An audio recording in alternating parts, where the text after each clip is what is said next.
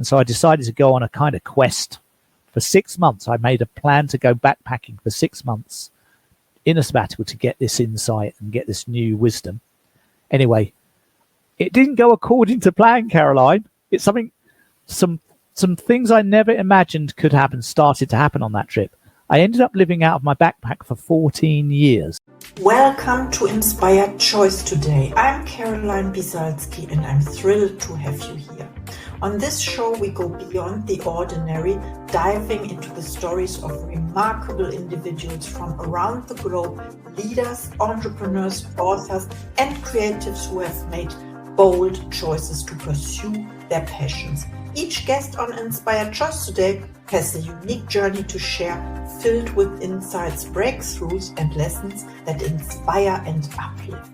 My goal is to bring you real conversations that fuel your own journey, whether you're seeking personal growth, business wisdom, or simply a spark of inspiration to say yes to your own dreams. Thank you for joining us on this journey of transformation and purpose. Now, let's get into today's inspiring interview.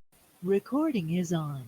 Hello and welcome, Inspired Podcast community. This is your new episode. My name is Caroline and my today's guest is Ray. Martin is your last name, right? And I'm so That's happy right. that you are here and you said yes to our interview. How are you doing today?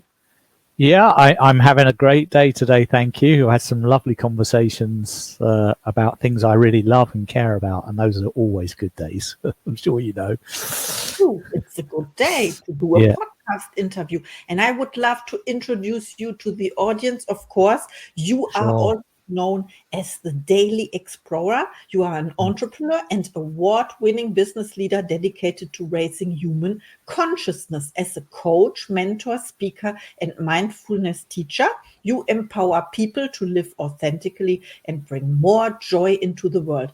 You are also an avid marathon runner and fundraiser committed to making a positive impact. Welcome to the Inspired Podcast, Ray Martin. Thank you for such a lovely introduction. It's beautiful. Yeah, it is. And my first question, what sparked your passion for raising human consciousness and how do you integrate this into your coaching and mentoring? Yeah, what sparked it? For me, it's been something I was interested in since I was a child, I think. My father had a kind of spiritual side to him, which I saw when I was a young kid. And some of the friends that he had were people that could do psychic readings and sort of things that were unusual for me to see as a child growing up in a normal sort of town. And so I was always curious and interested in those kinds of things. And then I remember as a child also asking teachers at school and other adults questions like, why are we here? What's the meaning of our lives? What's the purpose we're here for? Are we just here to eat and sleep and work, or is there a bigger reason? And then everyone just looked at me like I was completely crazy when I asked that question. I grew up in the 60s, so this wasn't something people talked about ever. And it just frustrated the hell out of me that I could never get answers to those questions, especially from people who are supposed to know, like teachers and educators. And I guess I just pursued my desire for answers to those questions until I started to meet people in my late teens who had awareness of such things, who had read spiritual books, who had been on courses to learn about self-awareness. And they were going, I can give you an answer to that question. And then I started to hang out with those people and develop my own ways of evolving my own consciousness. That's a long answer, sorry. No, it's a good answer. So you were inspired because you had so many questions and they didn't get answered. So you found people who helped you to get these answers. And now I suppose you are the person giving answers to other people, right? I don't know if I give the answers. I can share what I've learned in my own journey, and people sometimes, take that on board with great interest. But really the main job is to create a space for someone to do their own thinking and to do their own deep reflection. And I believe the answers to these questions, now that I've lived in that world for a while, are within us. We just don't know how to access our own inner wisdom and hear that voice very easily. And so that's the journey for me, is like uncovering all the layers of noise that stop us from hearing a voice which is there constantly all the time if we can tune into it. And I was driven from quite early on when I started my career, and I was quite ambitious to make progress and get salary rises and get on the property ladder and things like this. I remember hitting a point one evening where I thought, is this all there is? Just more pay and more property and more holidays? Is that the whole? I was only 20 or something. I thought, if this is all there is to life, I'm never going to get through the next 60 years. I'm just going to get completely burnt out. So I needed to know. Yeah, definitely. Oh, I love that you shared your awareness about you in an early age. Yeah. Because you were about burning out, because I think it's a term, it's a word not invented not so long ago for No, that's right. I think. When you kind of become, so your energy is not there anymore. You feel like you're just stuck in a routine that doesn't make any sense. It has no meaning, and you can't keep doing it because it feels sort of pointless. I've hit moments like that in my life, definitely. I know many people I've met have as well. But there's that can be a very dark place to be, for some people. Yes. Wow, amazing. What would you say to these people when they asked you? Well, there's not one thing I don't think you can say, because everyone needs to be sort of heard and understood and accepted how they are without judgment first. So I think the initial place for me to go to is always just to be there with that person, and not immediately try to help or fix or intrude in their process. But when that person's ready, and when they're open and curious and they're ready to take a step forward, I like to hold their hand and be there with them. So sounds good. Thank you so much. Let's have a look at our next question. How do you balance your roles as an entrepreneur, mindfulness teacher, and marathon runner in your daily life? Wow, good question. I mean, how do I balance my roles between those things? Well, currently I'm not actually signed up to run a marathon. I've run 5 in my life, and I turned 64 on my last birthday. So at the moment I'm running maybe half marathons. So, and what that means is it's a lot less demanding from a training perspective, and so not so much time is consumed from staying well. Mostly I'm exercising now for my own well-being rather than to complete races. When I was doing it before, it started because I was in Asia and I was trying to find a way to raise money in a fundraising foundation I started, because I wanted to support an elephant sanctuary in Thailand and an orphanage in Nepal. And I'd been to those places and they'd really touched my heart, and I really wanted to help. And I didn't quite know what to do. And then I just, by total chance, when I was 48, I managed to meet a guy who'd run several marathons. And when he told me about what it felt like to run a marathon, I felt really excited and really drawn to him. I said to him, could you teach me how to run a marathon? He said, yeah, if you stay here for 6 months and live here with me, I'll train you how to run a marathon. I'd never run before in my life, so it felt impossible, but I trusted him. And I started training with him. Within 12 weeks, I ran a half marathon and finished it. And then within 6 months, November 2009, I ran the New York Marathon, the first one I did. And I was able to raise $15,000 in donations. And I took that money back to Thailand, and I took some of it back to Nepal to the orphanage, and had some stuff built there for the school, and bought some stuff they needed, computers and motorbike and things like this. And it was one of the most rewarding things I've ever done. I didn't get a penny for doing it. I get all the money that was raised went to these things, and I just absolutely loved it. Caroline, I loved it. Yes, I bet you did, because New York City, first of all, and we see it on television. I saw Yeah. that, and the nature when Central Park is blooming, or I don't know the word, Yeah. and it's so beautiful over Oh, it is. Yeah, I remember I was there. I did the marathon in 2009, but I'd been in New York in 2007, 2 years earlier. And this was well before I had this idea. And my friend Angie, who lived there, we were walking around Central Park, and it was the weekend of the marathon. So we saw the end of the race. And she turned to me once and said, "Ray, do you think you'd ever run a marathon?" I said, "No way, no way, no chance." I said, "But if I did, it would have to be this one. But I don't think I ever will." And then, of course, like 18 months later, when I met Matt, and he said, "Why don't you run a marathon?" And then he asked me, "What marathon do you want to do?" I said, "Well, actually, honestly, I'd like to do the New York Marathon, but I'll never get a place in there because it'll be too many people." He said, "Why don't you go in the ballot? Just give it a shot." I thought, well, okay. I put my name in the ballot. Like a week later, I had a place. The first time. And it was unheard of. It was just, I knew, it's what I call a confirmation signal from the universe that I'd made the right choice. Because I think the universe gives us these very clear confirmation signals when things like this are happening. This is so true. So that means you applied for the marathon before being trained for it? Yeah, I had to, because it takes 6 months to get your body ready for a marathon. And you have to apply much before that in order to actually be chosen to run in the race. Yeah. For the big ones. I mean, I did the Berlin Marathon as well, which is probably the closest one to you. I did that in 2017. I did the London Marathon in 2014.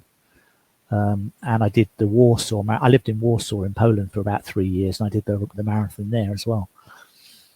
I love capital cities, and buildings, spirit, frequencies in there. So let's have a look at our next question. Can you share a powerful transformation story from your work that highlights the impact of living authentically? What, about myself or someone else? I think about a client of yours. How about that? Yeah, I can. I mean, I've got loads. Let's choose one that's close to my heart, because this client actually allowed me to write this story in the book that I published, called Life Without a Tie. So this is why I'm able to tell this story. So I coached a leader, a guy called Stephen Koukouris, and I coached him for several months to help him become the leader he envisioned he could be. He was already a great leader, but he wanted to take his leadership to the next level. And so I was assigned to support him to do that, and I did, and he loved the journey that we went through, and we were with a group of people doing this. And at the end of this journey of improving leadership, he said, I've got so much from doing this. I've learned so much about myself. I'd like to find a physical challenge to apply myself to that would give me the same sense of growth and achievement that this leadership work has done. And I said, "What have you got in mind?" He said, "Well, I think I'd like to run a half marathon." Now, I knew, because I'd run a few marathons, how challenging that was, but particularly in his case, because he had a very sort of mild form of motor neurons disability, and he was, found it slightly awkward to move and walk, and I sort of felt for him that was going to be really, really tough. So I said to him, just without thinking about it, I just sort of impulsively said, "Well, that's a great challenge. And if you're going to do that, I think you're going to need some support around you. So why don't we get a few people to do it with us, and I'll run with you the whole way, and then we'll do it together." And he said, "Yeah, that would be great." Now, I wondered whether he'd said he wanted to do that as an act of bravado in front of the group, and whether or not he would actually follow through. And I kind of, a bit of me, if honest, hoped he wouldn't, because it meant I'd have to go into training to run the whole marathon with him. But a week later, I got a call from him, and he said, I've just signed up for the Brighton half marathon in England. And it was like the following February. I was living in Spain at the time. And I said, "Okay, great. I'm going to sign up today, and I'll be training every week to be ready, and you'll do the same." And we spoke every week that he was training, and we exchanged our notes and stuff. And then on the day I arrived to run with him in Brighton, and 5 or 6 other people from his cohort came. So there was a posse of 7 of us with Stephen. And, he finished that. He ran the whole race, didn't stop once, and did it in just over 2 hours. And he was like so proud of what he'd achieved. But for me, it was like even more powerful and rewarding and sense of fulfillment than anything I'd achieved on my own. The joy of actually being with him just was immense. And so that was one story that came to mind when you asked me that question. Yes, thank you so much for sharing, because it shows when we set a goal or an intention, then we can reach it. We can make the impossible easy. Yes. When we have people around us, you talked about your client as a leader or leading person as well. He wanted to achieve a physical goal that way. And it's also about teamwork and leadership in the marathon. Thank you so much for sharing. How about your own goals and intentions? And what is one of your next projects? My own goals and intentions. Well, probably the biggest challenge I feel I've ever taken on and manifest was the idea of writing a book. Because when I don't know if you know my story, I don't want to take too long to perhaps tell it, but in 2005, I was the CEO of a business in London, a company I'd founded, and I'd won an award for being CEO of the company. And so I was quite well known. My business partner was the woman I was married to. And one day she just came back from a meeting and said, "I'm leaving you and I'm leaving the company." It was very shocking, very sudden. It kind of ripped me in two. And at the same time that happened, more or less, my father got very ill and he passed away shortly afterwards. So within a 3 or 4 month period, I've gone from being this award-winning business leader to being out of my home, out of my marriage. My company was changing and my dad had gone. And it's all happened very, very quickly. And I was really bewildered, grief-stricken, devastated. It was a horrible period. And as a result of that, friends, very close friends of mine said, "Why don't you take a 6-month sabbatical and reflect on what's happened, do some healing, set an intention for what you want to create next?" I thought that's a great idea. And as I was setting that up to take that 6-month sabbatical, I came across a book you might have read, Caroline, called The Top 5 Regrets of the Dying by Bronnie Ware. Have you heard of it? Yes. Yeah. I mean, she is an Australian hospice nurse. And so she only works with people in the last days of their lives. And she asks them all the same question, which is, what do you most regret about your life? And she said, I can tell you that they all say the same 5 things. I've asked thousands of people. It's always the same 5. The number one regret that people have, what do you think it would be? Can you remember what she said? To not have laughed enough. I mean, I think that was like, there's one in there that kind of fits that, but it's like the fourth one, the 4th regret. The top one was, I wished I'd lived my life true to myself and not the life that others expected of me.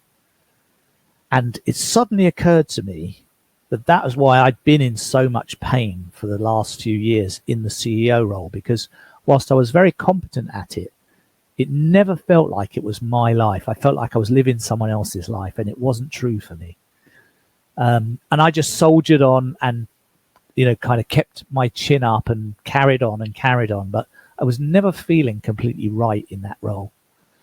And when it all collapsed around me, I thought, this is life giving me a chance to reset myself and get on the right track. But what does living life true for me specifically? What does that look like and feel like? I had no idea. And so I decided to go on a kind of quest. For 6 months, I made a plan to go backpacking for 6 months in a sabbatical to get this insight and get this new wisdom. Anyway, it didn't go according to plan, Caroline. It's some things I never imagined could happen started to happen on that trip. I ended up living out of my backpack for 14 years. And in that 14-year journey, things evolved that changed my life completely. I can't probably go into them now, it'd take too long. But what happened during that period was that people started to ask me about what was happening, and I told them the story. And many of them said to me, if you ever write a book about that, I'd really love to read it. Can I give you my email address so you can email me and tell me? And every time they said that, I laughed. I said, I'm not doing this to write a book. I'm not a writer. I'm only doing it for my own healing. But once about 50 people had asked me that, I thought, oh my God, the universe wants me to write a book. So eventually in 2011, I started writing a book while I was in the journey, but I only finished the book and got it published about a year ago. So it's been out and lots of people are reading it now. So. Oh, thank you so much for sharing. Of course, where can we find you and where can we find your book? Yes, when people reach out to you. Yeah, I mean, yeah, I can show you. I've got a copy right here. The book's called Life Without a Tie, and it's on Amazon. That's probably the easiest place to get it. But I also have my own website, lifewithoutatie.com. And if anyone wants a personally signed copy, I will do that and send it to wherever they are. I love it. Yeah. Thank you so much for sharing. I didn't know, but now we know. And sorry for your loss. Back then you said 2005. That's okay. Yeah. And now it's time for your last thought to the audience, please. My last thoughts? Oh, yeah. Gosh. Well, I think perhaps the greatest challenge in life is to find your own true path. And I think that's the most worthwhile pursuit that anyone can undertake. So you feel like you're really living the life that's true for you and the one that you're meant to be living. And that creates a better world for everybody, not just for you, but for all the people around you. So my encouragement would be to definitely pursue that, whatever the price. Thank you so much. I feel blessed by our interview. Thank you. You're welcome. And see you in the next episode. Thank you for tuning in to the Inspired Choice Today podcast. We hope you found today's conversation as enriching as we did. If you're feeling inspired and ready to take the next step in your own journey, I'd love to offer you a free 20-minute consultation. This is a chance to explore any challenges you're facing, get clarity on your goals, or just connect and discuss where you want to go next. Reach out to me directly to schedule your consultation. I'd be honored to support you on your path. And don't forget to subscribe so you never miss a new episode filled with inspiration, insights, and powerful stories.